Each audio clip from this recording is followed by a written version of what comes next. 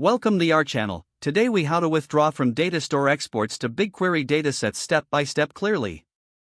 First, open your Google Cloud Console in your web browser. Navigate to the Datastore section of your project. Locate the export you want to withdraw. Click on the specific export that you wish to use. Copy the export's cloud storage URI. Next, go to the BigQuery section of the Google Cloud Console. Ensure you have a dataset ready in BigQuery where the data will be imported. If you haven't created a dataset yet, click on Create Dataset and fill in the required details. Now, open a new query window within the BigQuery interface. Type the following command to create a table from the exported data. Make sure to specify the cloud storage URI you copied earlier. Use the appropriate format in your SQL query for the data type. Once you've entered the query, click on Run.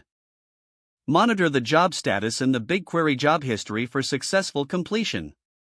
After the job finishes, navigate to the dataset you just imported into. You should now see the new table containing your Datastore export data. Review the data to ensure everything transferred correctly. If necessary, adjust any schema details or data types in BigQuery. You have successfully withdrawn data from Datastore exports to BigQuery datasets. If the page does not load, refresh the browser or try again in a private or incognito window. Make sure you are using the correct email address, then retype it carefully to avoid small typos. If your password is not accepted, use the reset option and create a new strong password you can remember. Check your spam folder for verification or security emails, then complete any requested. Enable two-factor authentication if available to improve account security and reduce unauthorized access risk. After signing in, review your profile details so your contact information and settings are accurate and current. If you see an error message, note it down and try again after restarting your device and internet connection.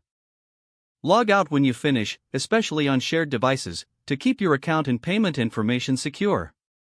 If the page does not load, refresh the browser or try again in a private or incognito window. Don't forget to like this video and subscribe to our channel for more step-by-step tech guides.